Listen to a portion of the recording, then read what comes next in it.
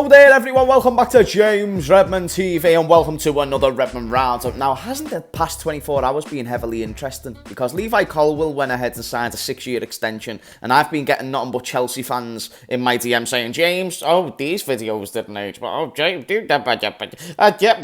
I'm just like, leave me alone. Listen, I'm just here to talk about the news, man. You gonna blame the news guy or the guy doing the news?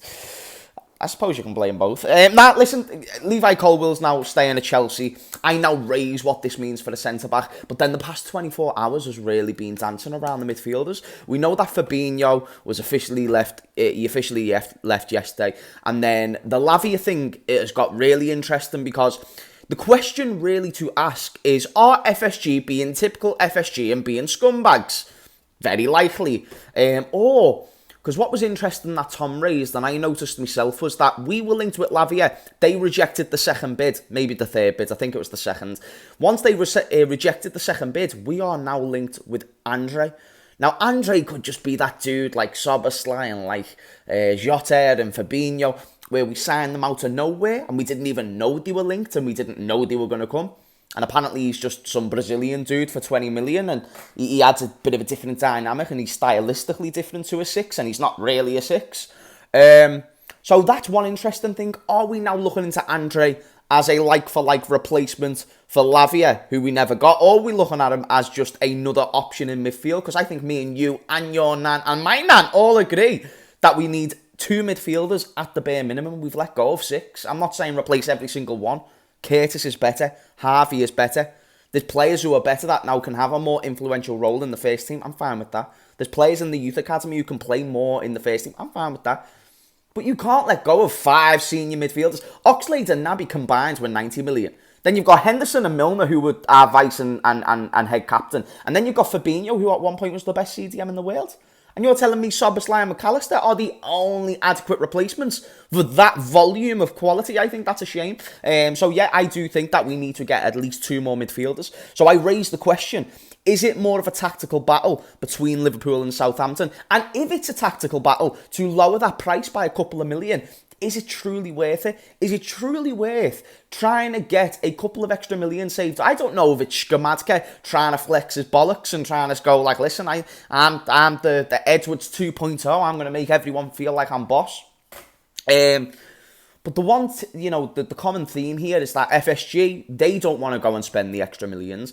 And 2, Liverpool's board of directors, whoever's in that position, tends to like to get adequate prices for these signings because it adheres to the ownership.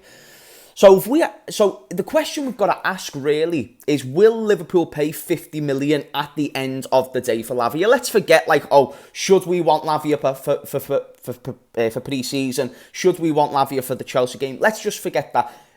Do we go out and the bottom line, if we offer £49.9 million and they say no, do we now go in and pay £50 million for Lavia, which since the start is what Southampton have wanted? Now, the counter-argument that Tom on the show yesterday, for instance, would use is that it makes Liverpool look weak if we go and just give them the money.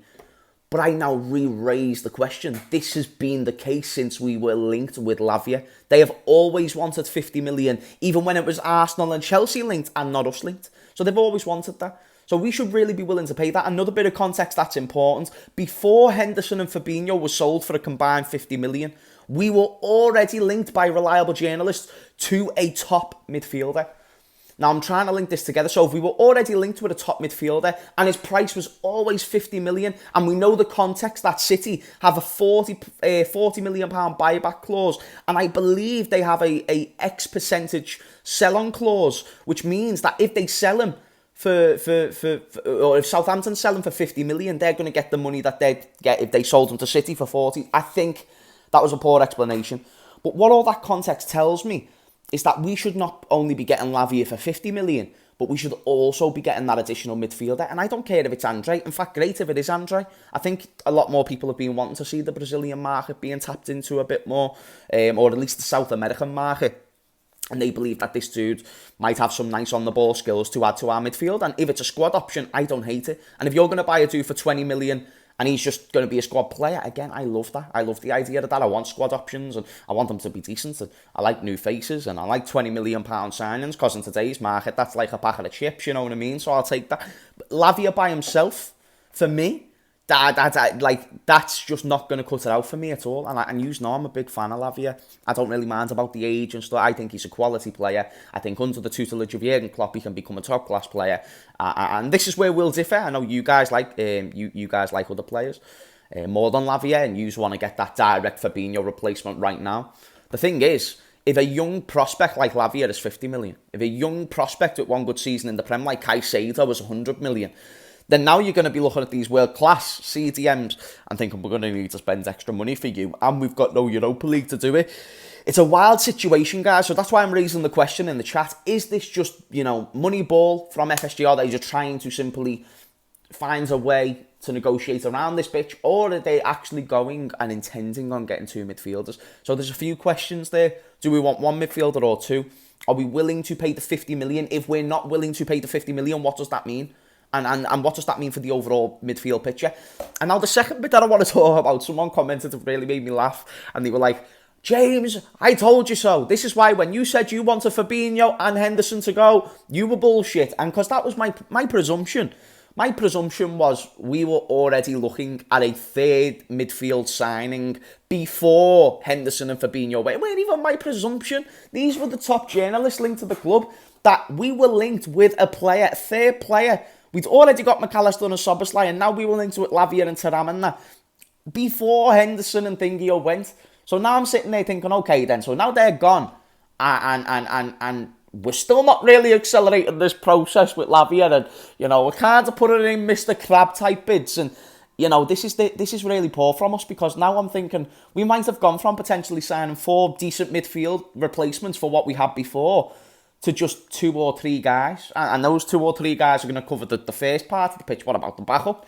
That's interesting and that's important, and you'd like to think we're quite lacking in the 6th department, and Thiago's always injured still, so you can always consider him one less, you know what I mean? And it's just a big shame, chat. It's a big shame if we do stay and persist with what we've got, which is just not squad depth, or not enough squad depth. And then the centre-back situation is one I'll always reiterate. The fact we're not even linked with the centre-back, the fact Colwill was the closest link we had to a centre-back, even though that was never really going to happen, was crazy. Is crazy. It's crazy, that's the fact. It's crazy, that's the case, and I hope that it changes. I hope that we go out there and swoop in.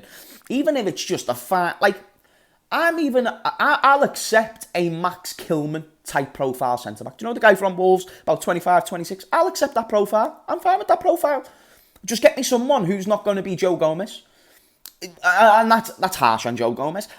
Now let's use Joe Gomez as a right back. And if he's a shit at right back, let's just stop using Joe Gomez. I feel like we all agree that he's just not really that good. And I don't condone hate, and I certainly don't condone the idea of just getting rid of him completely. I think you can utilise Gomez in some ways, but then to rely on him to be your numero uno or numero dos in any position.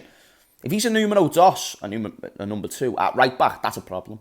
If he's a number 2 at centre-back, that's a problem. You know what I mean, chat? So we need to address that problem before it becomes worse. It's like leaving a hole in your wall and then you get Bruno the Mouse running around. You can. Anyway, guys, thank you for watching. Smash a like if you enjoyed. I looked a bit tired this video, didn't I?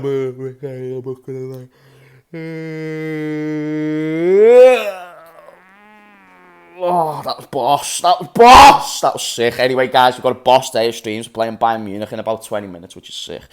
And we're going to win that. Szoboszlai's going to score a hat-trick. And then I'm going to do a live stream after it. And then tonight, more stuff. And I need the toilet, so I'm going to see you in a bit. Peace.